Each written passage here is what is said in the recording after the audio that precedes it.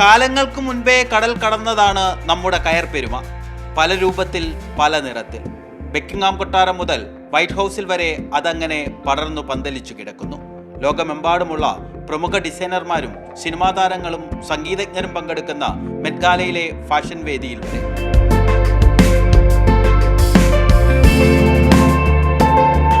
ന്യൂയോർക്കിലെ മാൻഹട്ടനിലെ വേദിയിൽ ഷാരൂഖ് ഖാൻ നിൽക്കുന്ന കടും നീലയിൽ വെള്ളപ്പൂക്കളുള്ള പരവതാനി നെയ്തത് ഇവിടെയാണ്, ചേർത്തലയിലെ എക്സ്ട്രാ വിവിൽ.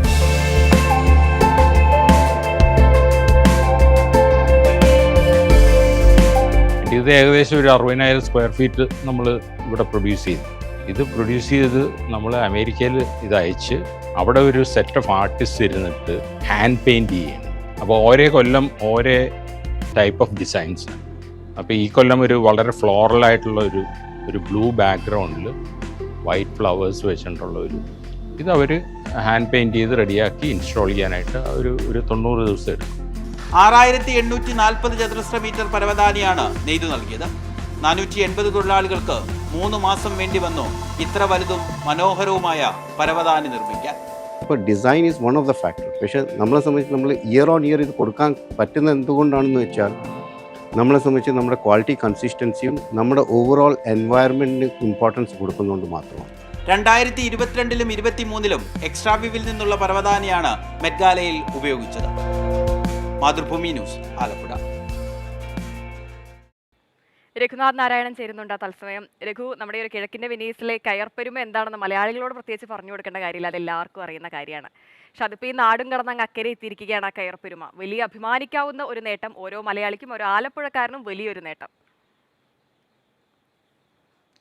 കേരളത്തെ സംബന്ധിച്ചിടത്തോളം, കേരളത്തിൻ്റെ കയർ മേഖലയെ സംബന്ധിച്ചിടത്തോളം അഭിമാനകരമായ നേട്ടമാണെന്ന് പറയാതിരിക്കാൻ വയ്യ. വകുപ്പ് മന്ത്രി അടക്കം ഇക്കാര്യം സമൂഹ മാധ്യമങ്ങളിലൂടെ പറഞ്ഞിട്ടുമുണ്ട്. പക്ഷേ നമ്മൾ അപ്പോഴും മനസ്സിലാക്കേണ്ട ഒരു കാര്യം, ഇത്തരത്തിലുള്ള വലിയ നേട്ടങ്ങൾ, വലിയ സാധ്യതകൾ നമ്മുടെ കയർ മേഖലയ്ക്കുണ്ട്.